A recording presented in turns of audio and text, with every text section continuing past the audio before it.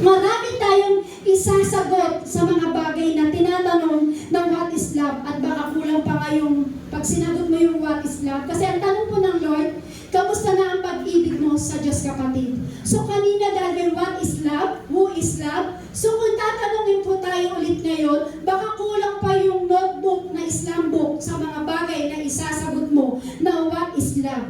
Pero alam niyo po, ang pinapaintindi po sa atin ng Diyos ngayon, kamusta na ang pag-ibig mo sa Diyos ngayon, kapatid? So ang pinapaintindi po sa atin ng Diyos dito, who is love? Sino ba talaga ang pag-ibig? Ang Diyos ang pag-ibig. Ngayon tayo man, kamusta na ang pag-ibig mo sa atin, Panginoong Hesus? Kamusta na ang pag-ibig mo sa Panginoong Hesus, kapatid?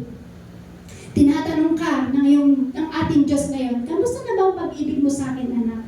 So tanongin mo yung katabi mo, kamusta na ba ang pag-ibig mo sa ating Panginoong Hesus? Kamusta na ba ang pag-ibig mo sa ating Panginoon? So alam niyo po kung bakit tayo tinatanong ng Diyos? Bakit tayo tinatanong ng Diyos, kamusta na ang pag-ibig mo sa Diyos, kapatid? Kung bakit tayo tinatanong? Kasi sabi po dito sa Pahayag, chapter 2, verse 4 to 5, ngunit ito ang pinagdaramdam ko sa inyo.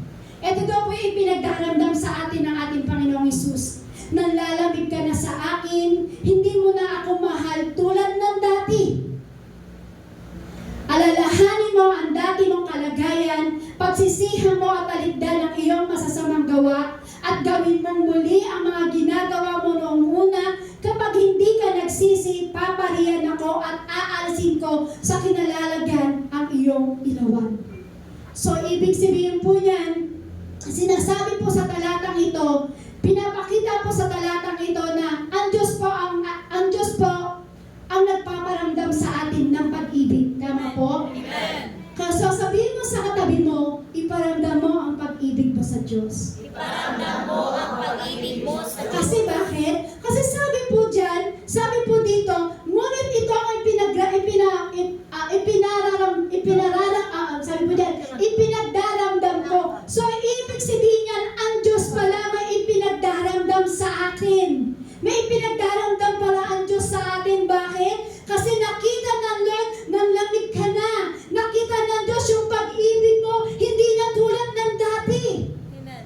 Amen? Amen. So yung pala may parang kumbaga, nagdaramdam ang Diyos po sa atin. Kaya sabihin mo sa katabi mo, nagdaramdam pala ang Diyos sa atin. Nagdaramdam pa na ang Diyos sa atin. Sino po dito yung naalala niyo po yung first love niya pagdating sa Lord? Yung na love first of na love of person ka sa Lord. Sino po dito yung naaalala niya dati yung na love of minahal mo ang Diyos? Naalala niyo po kung paano kayo na-inlove ng todo sa Lord? Yung moment talaga na parang grabe yung iyak mo. Yung unang makatagpo mo ang Lord, yung unang ma-inlove ka sa Lord, di ba? Grabe yung pag-iyak mo, kapatid. So, ibig sabihin, hinahanap sa atin ng Diyos yan. Kasi kung titignan po natin, may ipinagdaramdam ang Diyos sa atin. Sabi ng Diyos, ipinagdaramdam ko, nanlamig ka na sa akin. Ang Diyos pala ay nagdaramdam sa atin. Kung maaalala mo, nang unang minahal mo ang Diyos, unang na-inlove ka pagdating sa Panginoon, di ba grabe yung moment mo? Yung iyak ka na ng iyak, yung talagang nararamdaman mo na yung love ng Lord, yung nararamdaman mo na talaga yung pag-ibig ng Diyos, nararamdaman mo talagang mahal na mahal ka ng Diyos, yung naranasan mo ba yung pagmamahal ng Diyos? Di ba grabe yung iyak mo, kapatid? Di ba? Yung parang antindi talaga ng pag-iyak mo, yung parang hindi ka maaawa na parang, yung parang ganon, yung parang hindi mo ma-explain kasi na-inlove ka eh. Kumbaga ang init ng pagmamahal mo, yung nakilala mo at unang minahal mo ang Diyos na ating pinaglilingkuran, hindi ka mapigilan sa pag-iyak. Grabe ka kung umiyak, grabe lahat gagawin mo dahil mahal mo si Kristo. Pero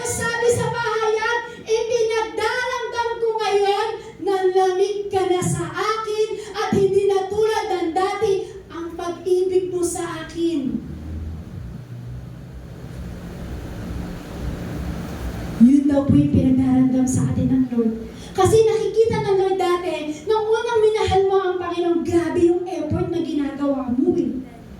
Amen? Amen. Grabe yung effort, grabe yung ipinaparamdam mo sa Diyos, grabe yung pag-ibig na ibinibigay mo sa Diyos. Kasi nga, naaalala mo yung first love mo pagdating sa Lord. Naaalala mo yung unang minahal mo ang ating Panginoong Hesus. Grabe, umiiyak ka. Grabe yung pag-iyak mo. Yung intro pa lang ng worship, yung grabe ka kung magmahal. Intro pa lang, naiiyak ka na.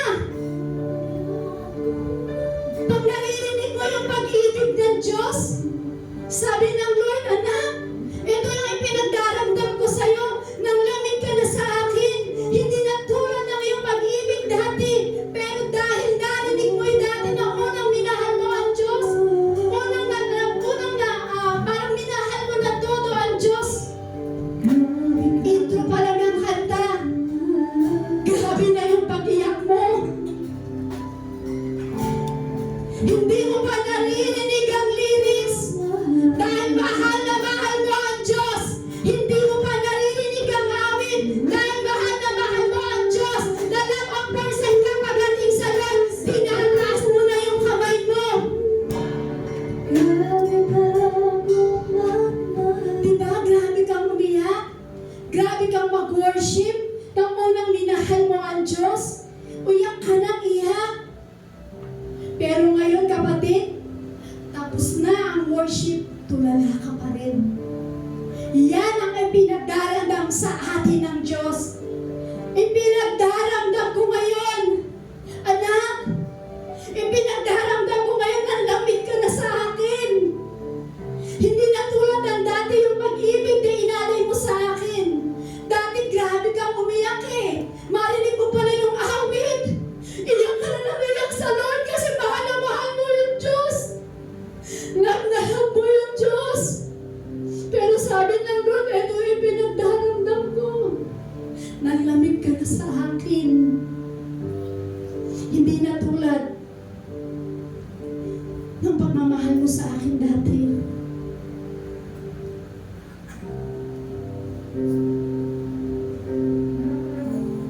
Minahal tayo ng Diyos. Kung maaalala mo, kung iisipin mo ngayon sa oras to, ako talagang naiiyak ako kasi dumaan ako sa panlalamig. Dumaan ako na parang, yan yung sinabi sa akin ng Lord. Yan yung parang ipinagdaramdam ng Lord sa akin kasi hindi na dati tulad ng dati yung pagmamahal ko sa Kanya. Dumaan ako sa ganung time na para ako ng lamig. So pinapaalala sa atin ng ating Panginoong Hesus ngayon, maalala mo na unang minahal mo ang Diyos, grabe ka kung umiyak sa Lord. Pinapaalala ng Diyos ngayon, grabe ka kung mag-worship sa Lord. Pero dahil nang lamig ka na, nawala na yung pag-ibig mo pagdating sa ating Panginoong Hesus, ano nangyari? Tapos na ang worship, tapos na ang gawain, tulala ka pa rin, hindi mo makulang umiyak sa Lord. Pero dati na love of person ka sa Lord, dati mahal na mahal mo ang Diyos, intro pa lang ng kanta, ika'y iyak na nag-iyak. Kaya ang tanong ng Diyos ngayon, kamusta na ang pag-ibig mo sa akin?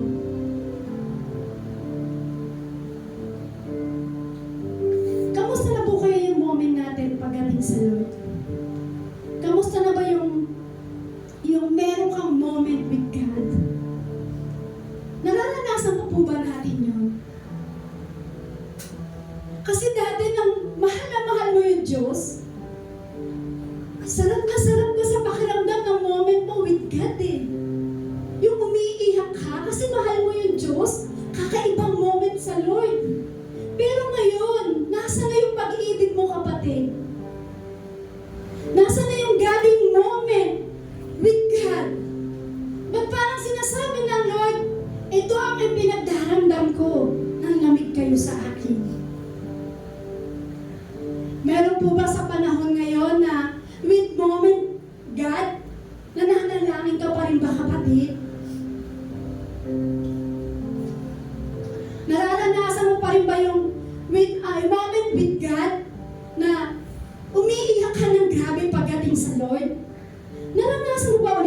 kapatid? O yung dating unang na-inlove ka lang sa Lord?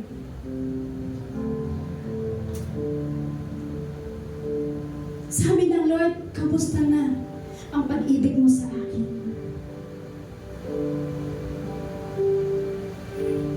Kasi madalas po ngayon, dati umiiyak ka ng grabe sa Lord dahil mahal mo ang Diyos. Pero sa panahon po natin ngayon, madalas umiiyak ang tao sa Panginoon. Nas biglang sinasabi na lang, Lord, pahingi ng ganito, doon ka na umiiyak ngayon. Hindi ka na umiiyak pagdating sa love mo, pagdating sa Lord. Ngayon, umiiyak ka ng grabe sa Lord. Ang sinasabi mo na, Lord, bigyan mo ako ng pambayad ng ganito. Nasaan yung moment with God? Nasaan yung love?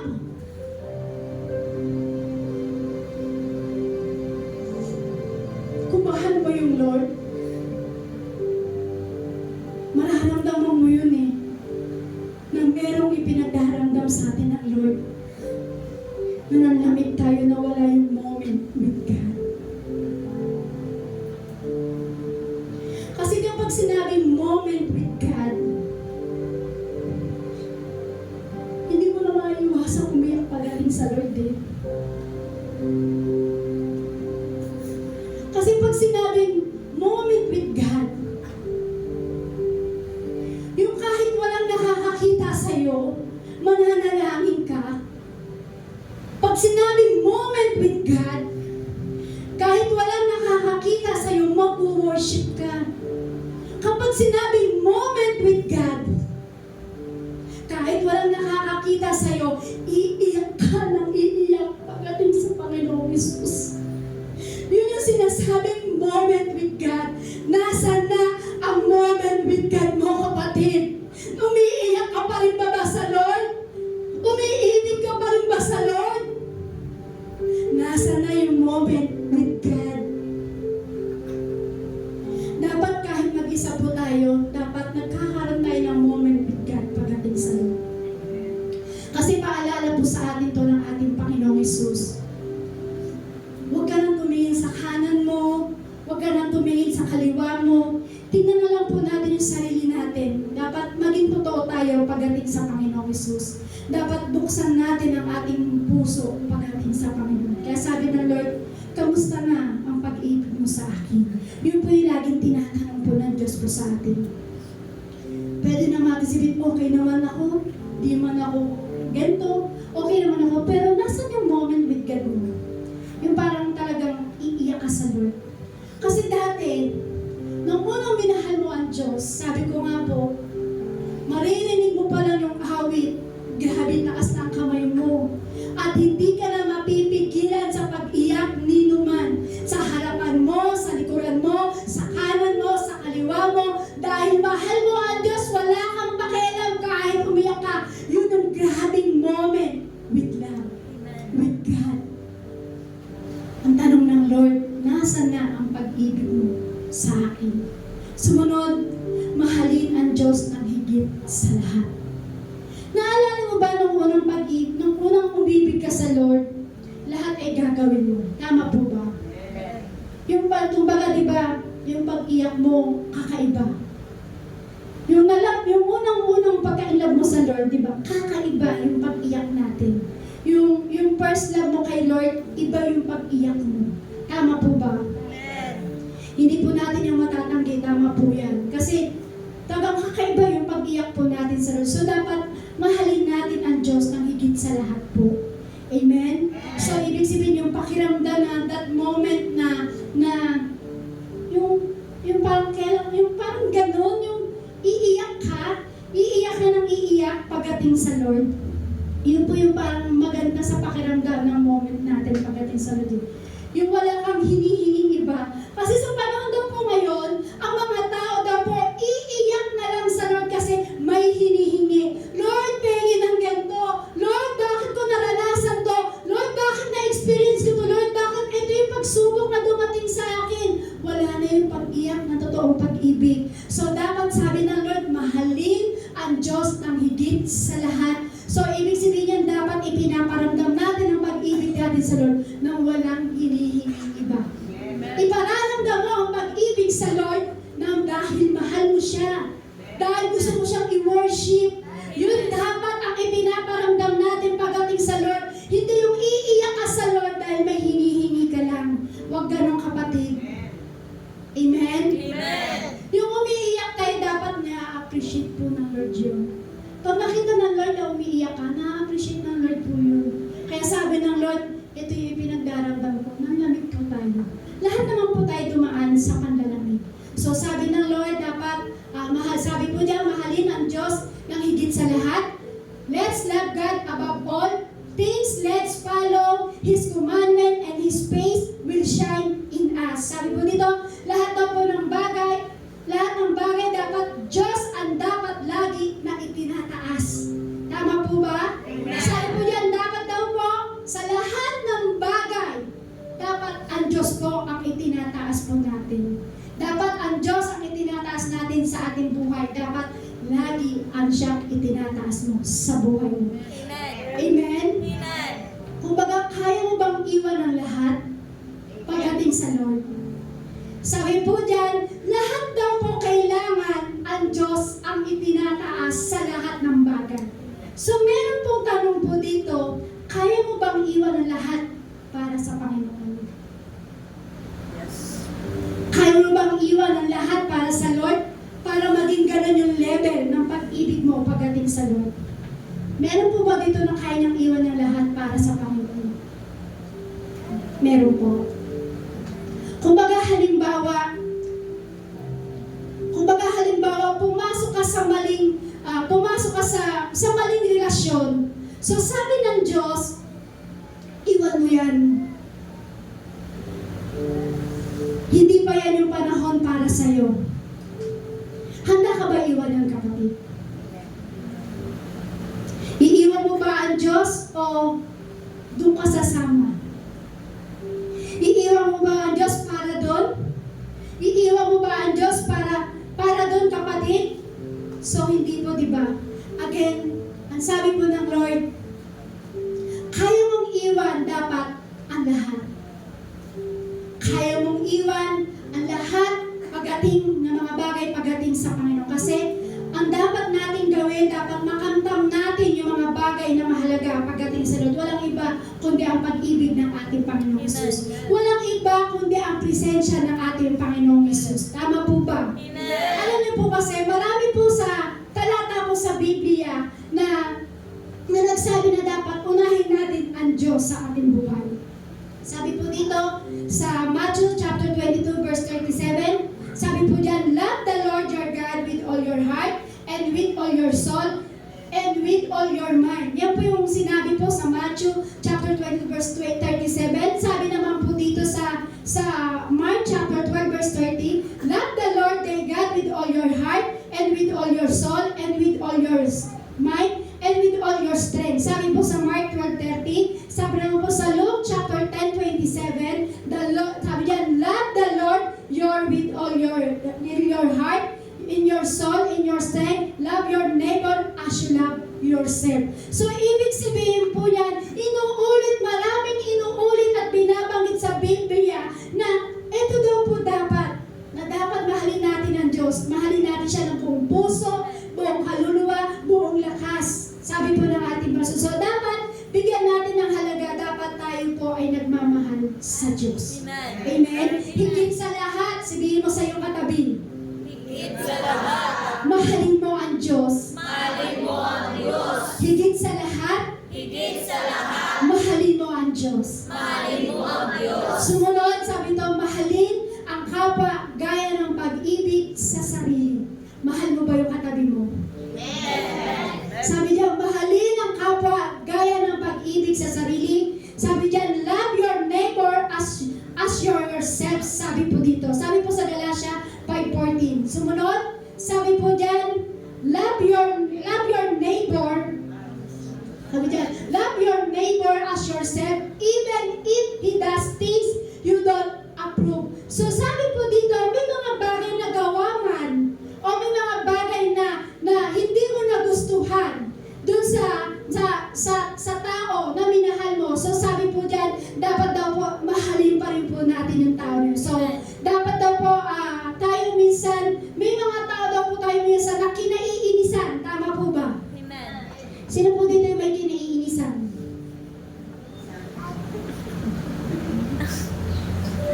Yung parang nakakaubos pasensya. Pero alam niyo po, sabi ng Diyos, mahalin mo ang iyong kapwa. Amen. Sino po dito yung marunong magmahal sa kapwa? Kahit anong ginawa sa'yo, mamahalin mo yan.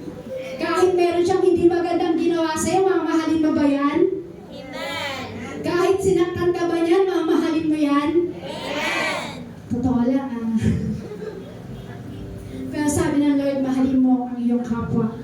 Pero alam niyo po, hindi mo madali yung bagay na yun. Tama po. Amen. Yung meron kang kaiinisan, ubus pasensya, mamahalin mo, hindi ganun kadali yun. Tama po ba? Pero alam niyo po, ibinibigay sa atin ng Lord, ibigin mo ang iyong kapwa. Amen? Amen. Yun po yung ibinibigay na Diyos sa atin. Maalala mo na dating ikaw makasalanan, minahal ka ng Diyos. So kahit nakakainis siyang katabi mo, kahit sabi mo ubos pasensya yung nasa harapan mo o nasa likuran mo, ipinapaalala ng Diyos na dating makasalanan ka, na dating nakakainis ka, na dating nakakaasar ka, pero minahal ka ng ating Panginoon Jesucristo. Yung dating masama tayo, yung dating ang gaspang-gaspang ng ugali ko, ang gaspang-gaspang ng ugali mo, pero maalala mo na merong Diyos na nagmahal sa'yo, na kahit magaspang ang ugali ng iyong katabi, mahalan mo pa rin yan, kapatid. Amen? Kahit hindi maganda ang attitude, dapat mahalin po natin kasi yun yung sinasabing utos ng Lord eh. Mahalin mo ang iyong kapwa. Kaya alam niyo po, kahit ng taong nakasakit sa'yo, kahit sabihin mo grabe yung ginawa niya sa'yo, pero alam niyo po, papaalala pa rin ng Lord sa atin, mahalin mo ang iyong kapwa. Katulad ng pagmamahal ko sa'yo.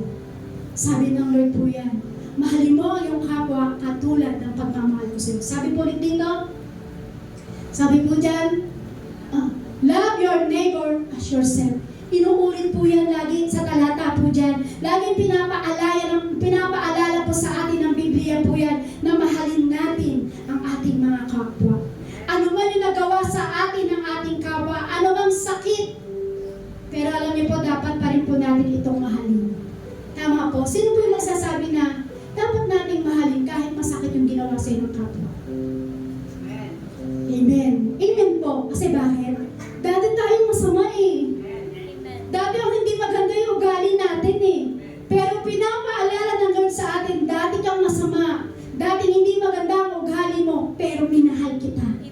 Amen? Kaya nga po, di ba may awit? Minahal kita, lalong hindi.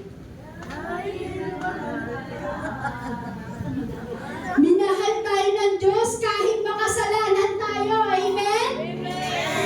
Kasi sa panahon, sa mundong ito, yun yung sinasabi nila eh.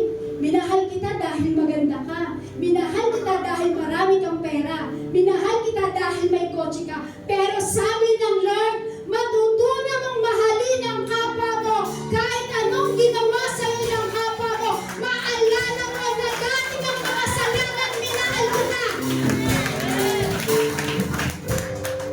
Tama po ba? Amen? Naintindihan po ba natin na merong Diyos na nagmahal sa atin? Kaya sino tayo para hindi mahalin ang kapwa? Tama po? Kasi kapag nagmahal ka, ang haba ng pasensya mo. Dapat mapagmatiis ka. Tama po ba? Kaya kung tinitiis mo yung tao na nakasakit sa'yo, tiisin mo pa rin, mahalin mo pa rin. Kung yung sinasabi mo lang, pinagtitiisan lang kita eh, mas lalo mong habaan ang pagtitiisin mo, at mas lalo mong habaan ang pagpapasensya mo, at mas lalo mong palalimin ang pag-ibig mo sa kapwa. Amen? Hindi tulad ng iba kapag may grupo. Yan. Sino po dito may mga grupo-grupo? Ay, walang grupo. Kasi iba ganito eh. Sinasabi nila, kapag nagawa nila yung bagay na to, gumawa lang ng shape sa kamay na heart, at nagsama-sama lang kayo sa pula, sa puti. May pula, may itim, may kaputi. So sabi nila, kapag nagawa daw yan, parang sinasabi mo, mahal ko na kayo. So hindi naman po yan eh. Kapag ginawa mo yung ganyan, lahat kayo sama-sama, grupo. Pero alam niyo po, ito po yung, hindi porket ginawa mo yung bagay na yan, napaparamdam mo na yung pag-ibig.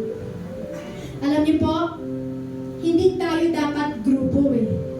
Sino po dito yung mga gumugrupo-grupo? Meron po ba dito gumugrupo-grupo? Kasi kapag gumugrupo-grupo ka, hindi tayo barkadahan dito, kapatid. Tama po ba? Kapag grupo-grupo tayo dito, sabihin mo sa katabi mo, hindi tayo barkadahan, kapatid. Yung hindi yung tayo lang ang close, hindi ko siya close, kaya hindi ko siya mahal. Ito lang yung kagrupo ko, ito lang yung mahal ko. Heart shape tayo, akin yung mga kamay nyo, gawin natin heart shape. Mahal ba yan? Hindi dapat tayo grupo. Hindi yan dapat ang ating pinapakita. Kasi pag grupo-grupo, hindi mararamdaman na iba na mahal mo ang kapwa. Tama po? Kaya minsan, mali talaga yung grupo-grupo eh, yung sama-sama. Kasi merong hindi nasasama.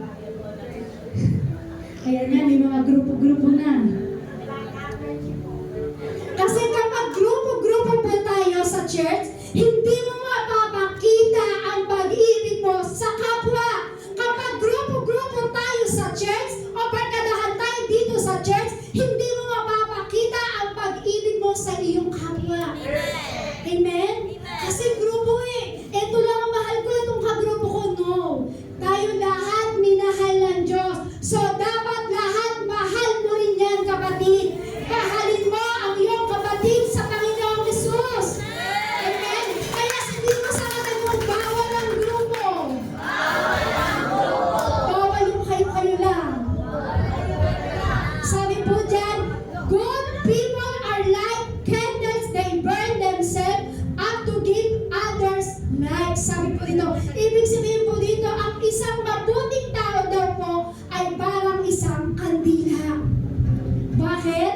Sabi po dyan, ang isang tao daw po ay sabi po dyan, ang isang mabuting tao daw po ay parang isang kandila. Nakatulad ng kandila, ang isang mabuting tao daw. Paano yan, sister? Paano naging mabuting tao? Paano naging isang kandila ang mabuting tao? So ano po sabi po dito?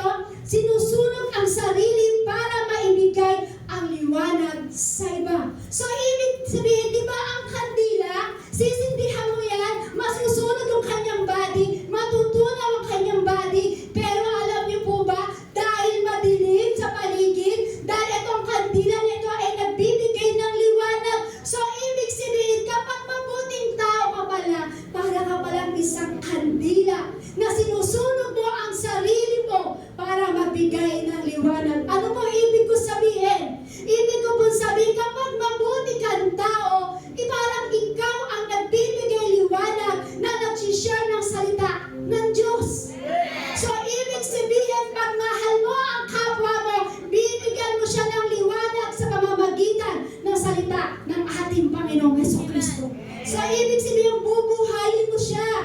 Diba? Sino po dito yung may kaibigan o yung best friend na nagkaroon ng problema? Anong ginawa mo? Po? Ina-adbasan natin ng salita ng Diyos. So parang ikaw yung kandila na nagbibigay liwanag pagdating sa iyong kaibigan. Sabi mo dyan, mahalin ang kapatiran bilang isang pamilya.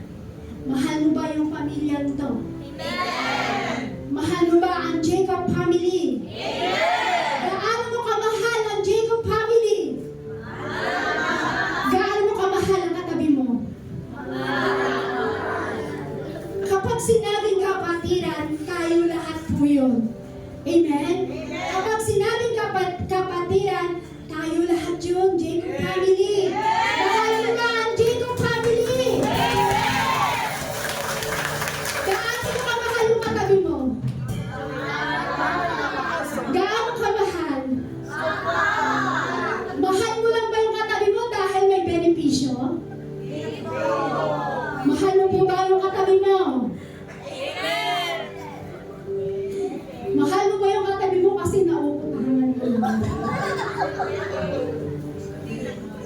mind. Kasi sabi, mahal mo ba ang Jacob family? Kapag sinabi Jacob family, kapatiran, lahat tayo yun. So, ibig sabihin, mamahalin mo lang ba yung katabi mo kasi may benepisyo? Mamahalin mo lang ba yung katabi mo kasi pinapautang ka? Hindi po, di ba?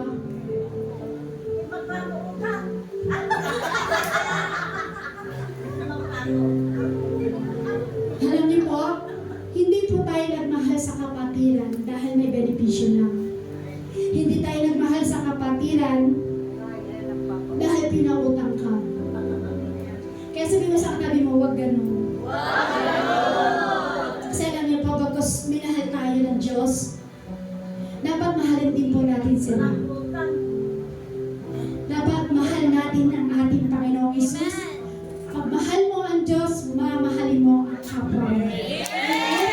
Pag mahal mo ang Diyos, mamahalin mo ang kapwa mo.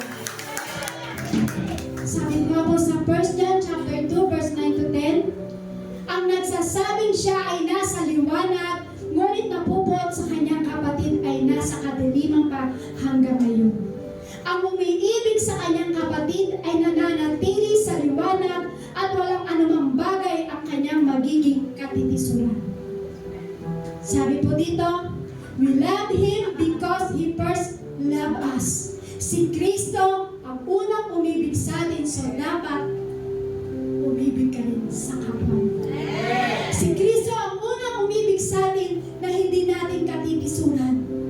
So dapat kapag inibig mo ang iyong kapwa, yung katabi mo, o lahat tayo ditong Jacob family, o lahat tayo ditong kapatiran, dapat kapag inibig mo ang iyong kapwa, ang iyong kapatid, wala siya dapat nakatitisuran pagdating sa iyo. Amen? Ulitin ko po, doon po sa unang binasa po natin na verse, sabi po dito, ang pag-ibig ay matyaga at mabait. Ang pag-ibig ay hindi naiinggit. Ang pag-ibig hindi nagmamapuri o nagmamataas. Ito ay hindi nag-uugali ng di nararapat. Hindi ito naghahangad ng sariling pakinabangan. Ulitin ko po, verse 5. Ito ay hindi nag-uugali ng di nararapat. Hindi ito naghahangad ng sariling pakinabangan. Hindi madaling magalit. Hindi nag-iisip na masama. Hindi ito nagagalak sa kalikuan, kundi nagagalak sa katotohanan. Verse 7. Ang pag-ibig ay nagtatakip na lahat ng bagay. Ito ay naniniwala sa lahat ng bagay, umaasa sa lahat ng bagay, nagbabata sa lahat ng bagay. Grabe ang pag-ibig. Ang pag-ibig daw po, hindi magagalitin. Ang pag-ibig daw po, hindi nagagalak sa maling kalikuan. Ang pag-ibig daw po, matyaga at mabait. So kapatid, kung mahal mo ang iyong kapwa, mahal mo si Kristo, mahalin mo ng todo ang iyong kapwa. Sabi ko nga po kanina, lahat tayo nagkasala. Hindi tayo sinumbatan ng Diyos. Minahal tayo ng Diyos. So dapat yung kapatid mo na yan, yung katabi mo yan, kahit sabihin mo parang hindi mo gusto ang ugali, mahalin mo pa rin. Kasi yan ang totoong may pag-ibig sa Diyos. Tayo po tumayo sa presensya ng ating Panginoong Hesus.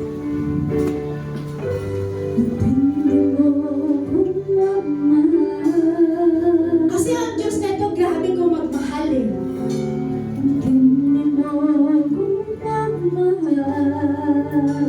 Si Kristo, ang tindi kong magmahal. Ang pag-ibig si Kristo, matyaga. Ang pag-ibig ni Kristo, mabait. Tingnan mo kung magmahal